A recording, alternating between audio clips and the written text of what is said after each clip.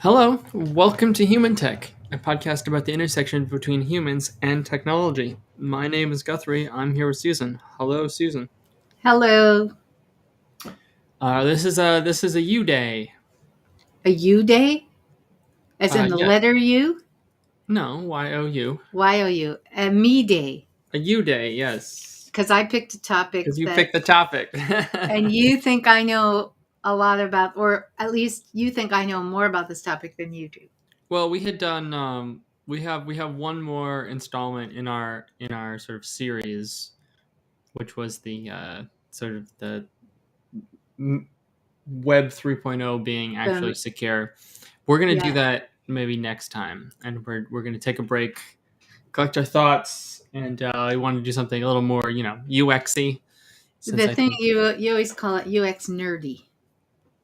if that's what you say, I say, then yeah, absolutely. Just a little more UX rather than the broad thing we were talking Mhm. about the last 2 weeks. But you're saying we're not done with that. We'll come back to it. Yes, I think that's true. But today, we're going to talk about the exciting topic of UX research strategy plans, which I know, we probably should have a better name for that because that doesn't sound particularly exciting, does Half it? of our audience just hit the exit button. No, they didn't. They just heard about this and they hit the join button. So, okay, you're right. It's not going to appeal to everybody, and it's not necessarily about, behavioral design and all that. How about But you come up with a better name? Something okay, flashy. but not right now. Maybe if anyone's watching or listening, they can suggest some better names. But let's talk about what it is, or let's talk about why I think it's important. Should we do that? I'm going to try and talk you into thinking it's really important, Guthrie. Can I do that? Mm-hmm. He's like, yeah, go ahead, give it a try. All right. So user research has become really popular. Uh, I mean, maybe not if you walk into a bar and say, how many of you guys are really interested in user research? Maybe no one would say yes. But in the field of design, in the field of user experience, research is having this big growth spurt. I mean, honestly, years ago, I used to try and convince people to do research. And now, as you know, because we get a lot of requests for Mm-hmm. staff to do user research. So Mm-hmm. now it's become popular and people realize how it can be useful. Can I give my guess as to why? Yeah, go ahead. You were always fighting on this one front war from the UX side. It's like, Yeah, hey, we need more research. And in yeah. the last decade, a second front on management has opened What is that? from the marketing, analytics, A/B testing, side. There has been such a push now to follow the analytics, and a lot of I don't know, people, staff, institutions that used to not be very numbers driven, like a marketing department, have become a lot more so.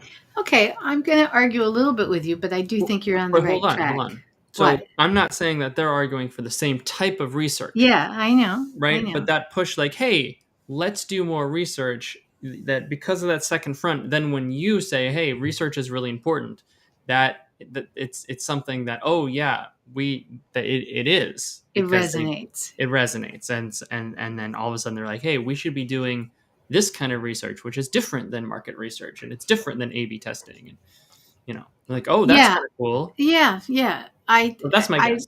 yeah, I think you're onto something. It's probably the growth comes from a couple places, but definitely, marketing departments have been quantitative for many of them for a long time. But I think part of what's happening is you get all this information from your, you know, analytics, but then you don't always know what to do next, right? And I think sometimes all this data that people are getting from a variety of places, even from on the other side of it, from agile software development and in getting feedback on your designs iteratively, and the whole continuous discovery that I want to do a future topic on that. But there's a lot of data coming in. But now I think what people realize is, well, two things. One is, it's one thing to have a lot of data. It's a different thing to know what it means and what to do with it.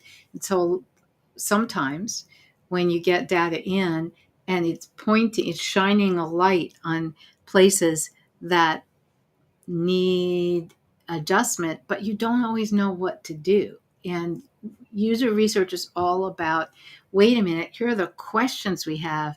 How can we get answers to those questions in a, that we can't get just by dumping a whole bunch of data and trying and analyzing it.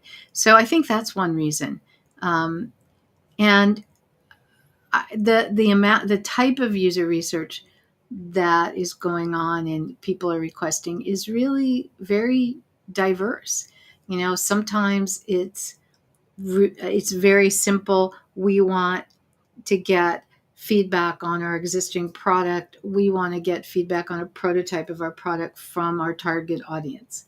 That's the kind of basic user experience testing, evaluation that we've been doing for a long time.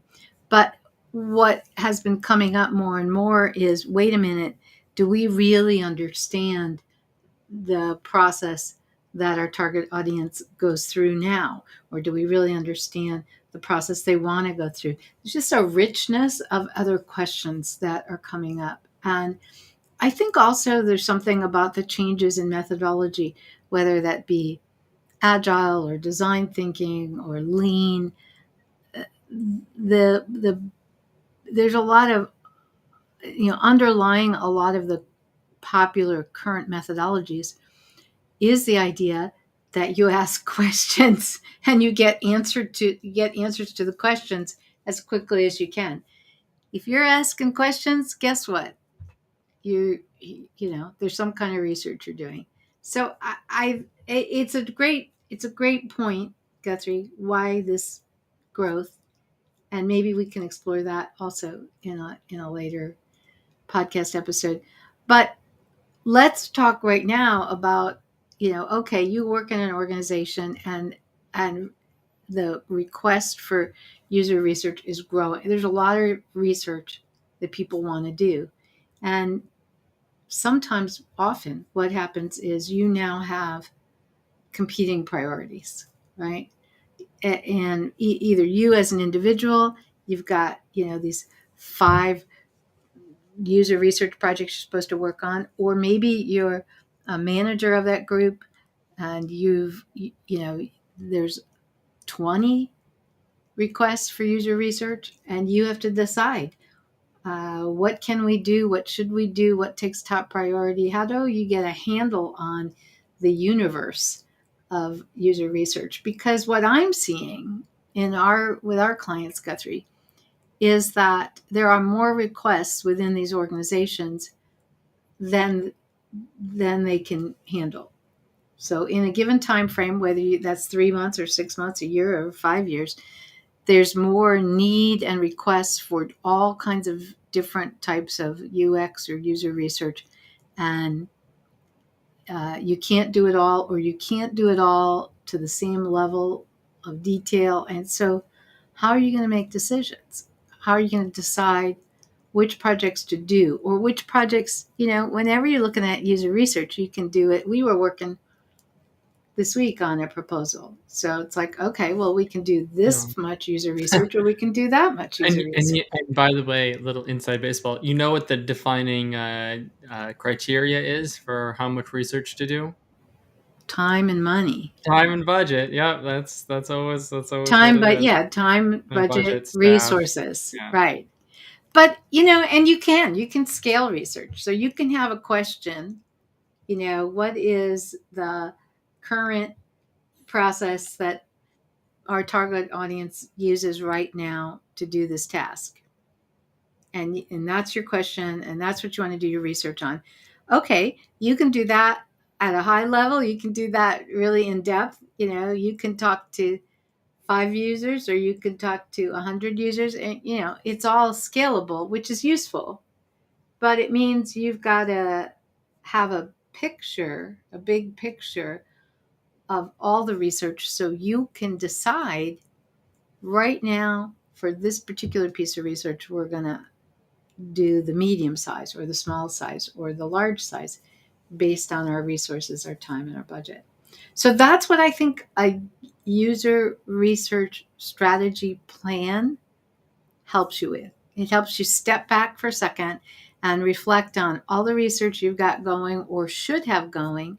It gives you an opportunity, if you create this plan, and I'm going to talk about my idea of what a plan is, but it gives you an opportunity not only to reflect and do some planning and organization, but also a way to talk to your stakeholders about it and make sure that you're aligned with them, and the things that you believe are a top priority, they also believe. So I think having a plan and sharing that plan periodically with your stakeholders is also a really critical communication tool about the user research and about the plan for it and about the role it's playing. Okay, So so user that's, research in yeah, in one sentence, or sorry, whatever the strategic strategy plan, a user strategy research plan strategy plan. in one What is it? sentence is the What is it? yeah. It's a document that you create that summarizes your research plan for a particular time period. How's that? I think that's fine. All right. So Good. I want to talk a little bit, if this is okay with you, about all those, what was in that sentence I just gave you, and what you need to think of, and what this plan might look like, and what might be included. So I think the first thing you have to decide is, what kind of research are we including in here? Is it like all the research that the organization is doing in every department? I, I don't think so. I mean, unless that is your sphere of influence. So I use this term sphere of influence a lot. So this strategy plan should be on whatever amount and type of research you and your group does. So if you are in charge of all the research in the entire organization, then it's got to include that. But typically, if we're talking about a user experience or UX research plan, that it's not all the possible research, but you have to decide what is the research that me or my group are responsible for, and that's what goes into the plan. So that's the first thing, is make sure you're carving the right piece. The next thing you need to think of, I think, is the time period. So are we talking about putting together a plan for the next 3 months, or the next 6 months, or the next year, or the next 3 years, or the next 5 years? And I don't have an answer necessarily. You have to decide. But I do have a suggestion that you organize this plan according to a short term and a longer term. And that definition is up to you. So you may think, for the way your work is going and the research ideas that people have come to you with, you may say, look, what makes most sense is that I always have a plan for the next 3 months out and the next year out. And I'm going to call 3 months as my short term and 1 year as my long term. But for other people, they might say, no, no, no. Short term is 6 months, long term is a year and a half. I mean, you get to decide how long term you want to look at it and how short term you want to look at it. And I do recommend, if this is your first time doing this, that you just pick 2 time periods, short and long. Sometimes, well, maybe I should have a short and a medium and a long and an extra long. Yeah, you can do that later on, maybe once you get experience with it. But if you have too many time frames, you're going to make yourself crazy. So I would say short and long, or maybe just, short to start with. Does that make sense? Because, Yes. after I go through all this, I'm going to make you create one for one of our clients. So you better be paying attention. Okay. No, maybe not. I Maybe I mean, will. I don't know. I don't think it's that hard to do. That's great. Says the person who's never done one. But that's good.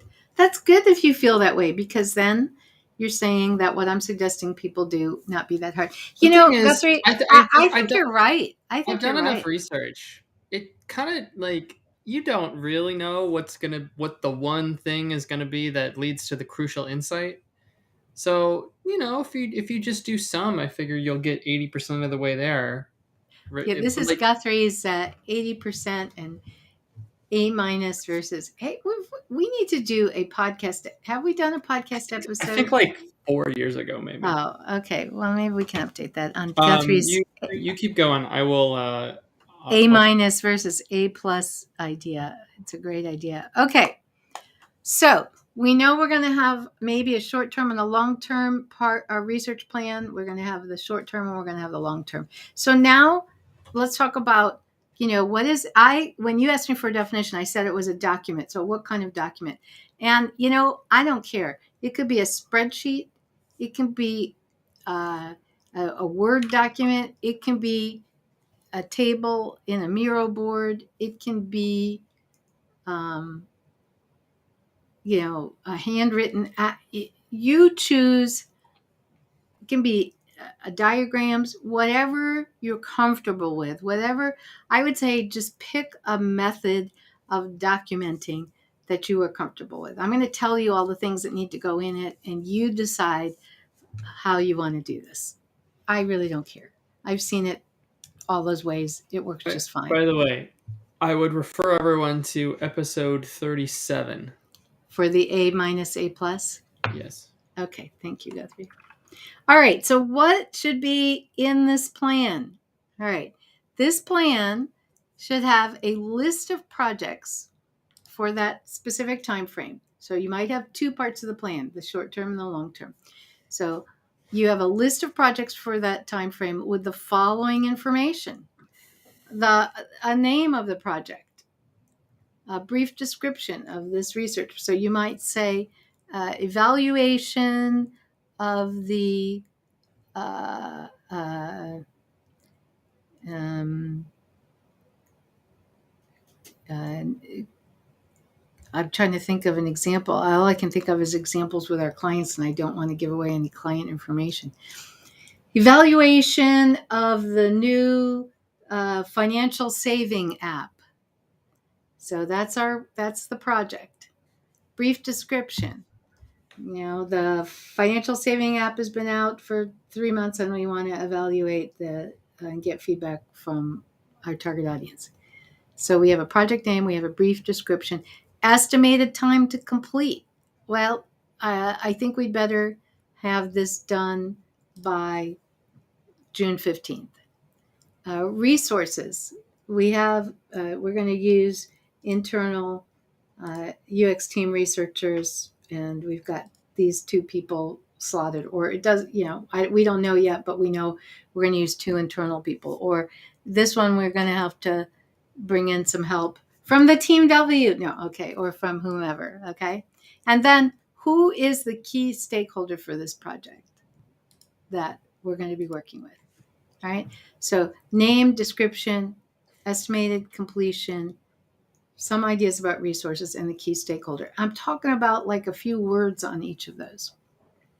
So I'm going to have this list of projects, and I'm going to say in the next 3 months or 1 year, whatever time frame you pick, here are all the projects that I think we should be doing or we've been asked to do. And now once you have that, now you're going to have to prioritize them. So So can you do all those projects? We've got one that's supposed to be done in June, another one in September. Can you do that all? The way you're thinking about them, the way you have it planned, can you do them? If not, or if there's some important project that you think needs to go in there that isn't even on the table, but you don't have time to do it, how, that this is where you move things around. And you can do all kinds of coding, like, you can make the ones you've committed to that, they appear with a blue headline, and the ones you haven't committed to but you really want to do, they're highlighted with yellow or something, so that you can get this high level bird's eye view of here's all the research we're committed to, or we want to do, or someone wants us to do. And here it is prioritized. Here's the most important, the next important, or at least buckets. Very, critical, would be good. Not that important. And then you can take this plan. That's your plan. That's it. And now you can do all kinds of things with it. Like I said, you should share it with whoever you need to share it with. Whoever needs to know that this is your plan of research you're doing. Do they agree with that? Do they want to say, no, this one you have down here as a maybe you won't get to, that's really high priority. You need to share this with whoever is your important stakeholder, not about each individual project, because I mentioned having a stakeholder for each project, but your stakeholder for the entire research plan. And get their feedback and move things around as you need to. This is an ideal time. You're going to do this plan and you're going to look at it and you're going to say, oh my gosh, we can't do it all. We don't have the resources. So maybe you need to go talk to someone and say, any chance of getting more resources? Or maybe it's the opposite. Maybe you look at it and you go, actually, we don't have very much on this list and we have more capacity. What else should we be doing? So it allows you to have this conversation with yourself and with other people. And then this is not going to be a static project plan.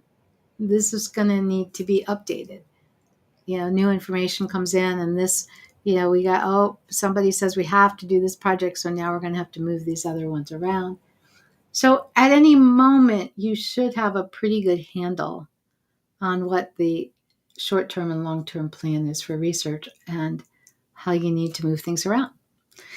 So I recommend this. I want to talk a little bit more also, Guthrie, about other things you should have for all your research projects, but at a high level, that's what a research project plan is. And I did that in 23 minutes. So now we have nothing to talk about. No, actually, that's not true. But before I talk about other things, I guess I want to say if anyone's watching us, and I don't know if anybody is watching us live, if you have comments or questions, please do let us know in chat and so on, and we can answer them. Guthrie, what about you? Do you have any questions or comments about this process? Do you think this is useful, or do you think this is just another planning waste of time? And you can be honest. Like everything else, it can be useful or it can be a waste of time. That was a non-answer.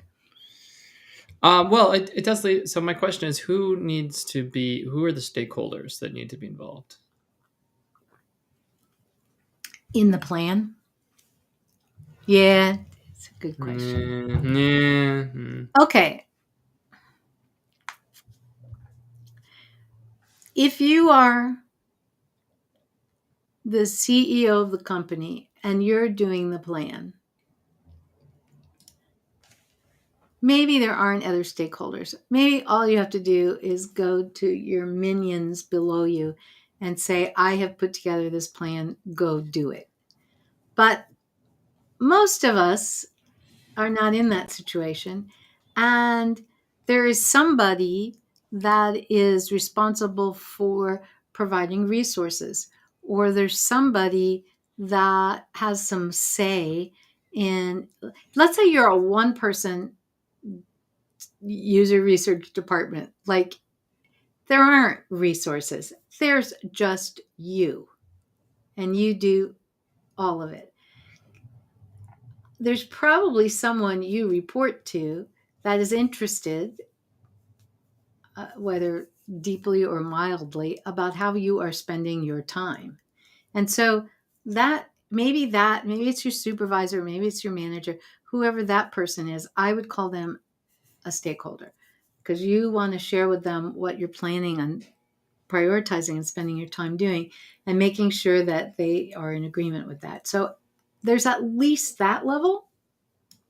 But oftentimes, in an organization, there are other stakeholders. There might be, you know, so let's say that you're doing research on 3 different projects, and each of those projects has 3 different stakeholders. Like, okay, there's this guy in the engineering team, and I'm doing research that he's interested in. There's this woman in marketing, and I'm doing research that she's interested in. And there's this committee on such and such, and I'm doing research that they're interested in. And the head of that committee is this person. You may have multiple stakeholders that have that don't agree.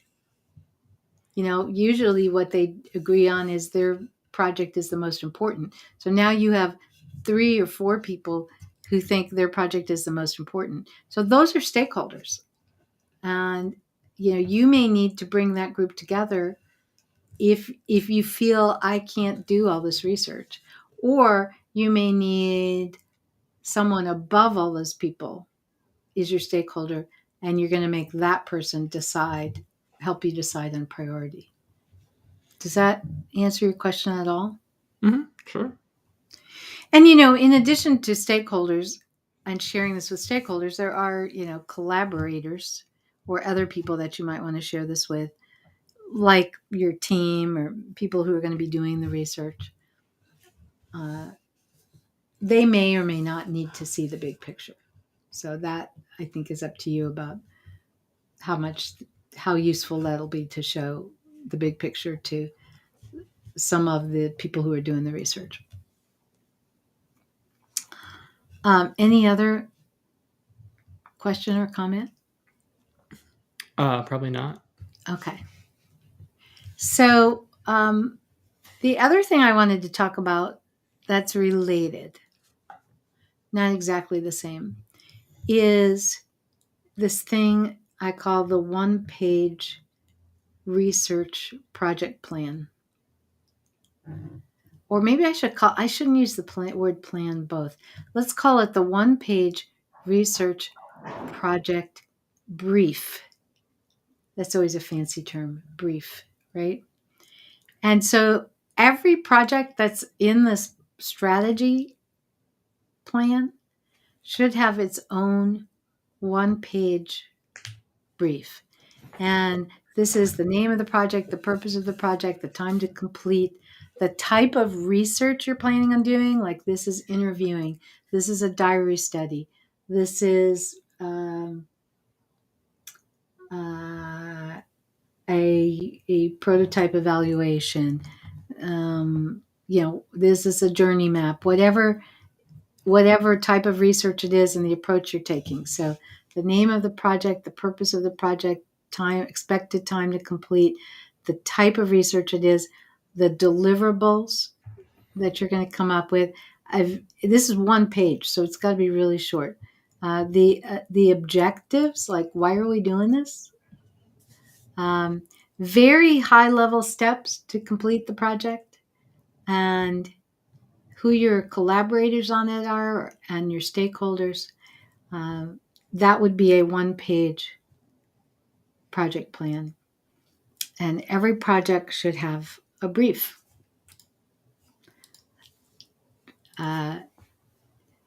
It's interesting, Guthrie. I don't consider myself a super organized person, and yet I I need, this is stuff I need. Maybe people listening don't You're need it. not the most organized person, but you like organization. I feel like I need a certain amount of organization to not lose my mind, to not feel stressed. So I need, and we do, like mentoring and consulting with clients. And I usually push them to have these things. I think it helps them. I know it helps me in working with them, right? Because I'll say, yeah, what bring up the strategy plan. You need to look at it and remember all the projects we're doing. Or could you bring up the one-page project plan for this? Because I need to refresh my memory on this particular piece of research. Right. And then to go one more step of organization. So I have my project plan, I have my one-page project brief, and then for each project that is a go and we're actually working on, I'm going to want um, what I call a sprint schedule, but you don't have to use that terminology. But I want a week by week schedule. We've got this research project. Here's the one-page brief. And now I want to know, okay, if we're going to do all this, because with research, you got to plan ahead, well, we're going to be, and I usually start at the end and work my way backwards, we're going to be presenting the research on this date, which means we have to be, synthesizing our data on this date, let's back it up, which means we have to be collecting our data on this date. And we've got, we're doing 15 interviews. So that's going to take us this much time, which means we need to be recruiting by this date, right? I mean, I just kind of back it up. And so then I have my sprint schedule. If I have my research project plan for everything, and I have my one-page project brief, and I have my my sprint schedule, whether this is work I'm doing or whether this is work I'm managing a group for, I will be happy and I will be much less stressed. And let's face it, Guthrie, it is all about my happiness and reducing my stress. And I'm sure other people have different ways of being happy and reducing their own stress. But that's what I would say. All right, so I have 5 questions, That's a lot of questions. but they're just. It is. Is it too many? You want me to reduce it? No, we can start. Let's see how easy they are. It's just a summary of what we've been talking about. So for people listening in, here are the questions. Number 1, do you currently have a user research strategy plan? I do not. That's an easy question. Okay. Yep. So if you don't have one and you need one, then I'm going to suggest you do one. Okay. Question number 2. These questions are not necessarily for you, Guthrie. They're for our listeners. I'm going to answer them anyways. Okay. Whatever you want. All right. Number 2. Um, What time frame is the most useful for you to plan your research? What's the short term and what's the long term? That makes sense for you and your organization. 6 months, 1 year, 3 months, 3 years. How you want to answer this? So go ahead. I don't know. I can't make up a that one's a hard one. That one. All right. Pass. All right, pass on that. Pass. Number 3, which I think is actually the hardest question. How will you prioritize the research? Assuming you can't get it all done, or you're concerned that you might not be able to get it all done because of time or resources or budget, how will you prioritize it?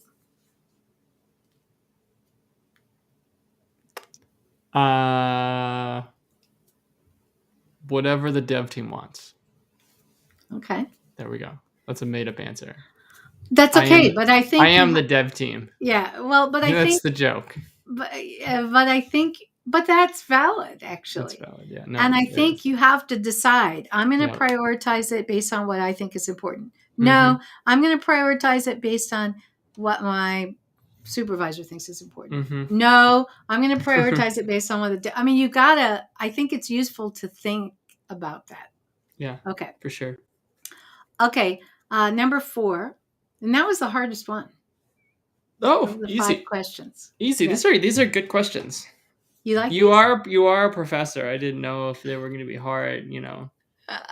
Essay.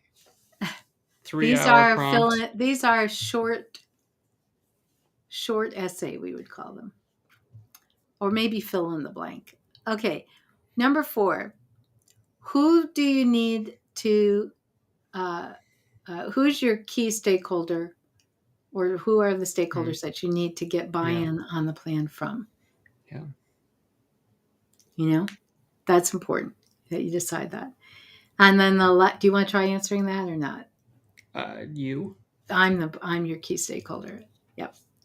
And number 5, out of everything I've talked about so far, what is one thing that you want to try first that you currently aren't doing, or you want to do it a little different way? Because I've talked about stakeholders and creating the plan. I've talked about project briefs. I've talked about sprint schedules. What would be the first thing that you would try out after listening to our podcast on this topic? Okay. So those are the 5 questions that I think will help move people forward in this. Because my goal is for this to be practical and useful, and not just a theoretical discussion of how one might plan research better. Yeah. Cool. All right. So we're done, and we haven't used up a whole hour. What are we going to do? That's fine. It's been 40 minutes. You think 40 minutes? Guthrie's like, 40 minutes is more than enough on this topic. I think that's, we try to go 40 to an hour. All right. So there's no time. It's not like we get paid based on going the full hour. We're getting paid by the minute. All right. So before we leave, though, we should probably talk about a few things. One is,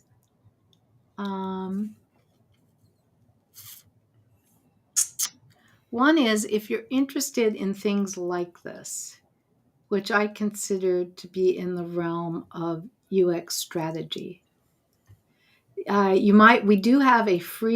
have a whole certificate and a whole series of courses on UX strategy, but we also have a free course called UX Strategy Fundamentals. That this material that we just went through is not necessarily in that fundamentals course, but if this kind of thing about being strategic in the UX work that you or your organization does, if that's useful to you, you might want to check that out because it's free, right? And that's courses.theteamw.com. Guthrie, what other things do we want to remind people about, do you think, before we go? Anything? If they want to get hold of us. Yeah, info@theteamw.com. Okay. Is there anything else that we need people to know about? I want to keep reminding people about our workshops coming up. It's not our workshops. We're calling it the immersive courses in behavioral design. And we have one coming up in April. I almost couldn't remember. And another one in July. So you can check those out. And we've posted on LinkedIn about those. Or just email us if you can't find it. It's also at our website, right, Guthrie? Yes. theteamw.com. And we're gonna have some more products around. So we have some new week. we have some new stuff in the works. Next week. But it's secret, and we're not going to talk about it till we're ready with it. Next week? Yeah, sure. Okay, so we're gonna unveil a new product / service, right? I hope we're talking about the same thing. We'll find out. We're gonna unveil a new product service offering next week. So join in, and you can hear about that. And this live stream, if you want to share it with other people, it's available on LinkedIn and also on YouTube, right? Recording? Yes. Yeah, that'll be a place to find it. Okay. All right, Guthrie. I think that's it. Okay. Thank you. Bye. Talk later. Bye, everybody.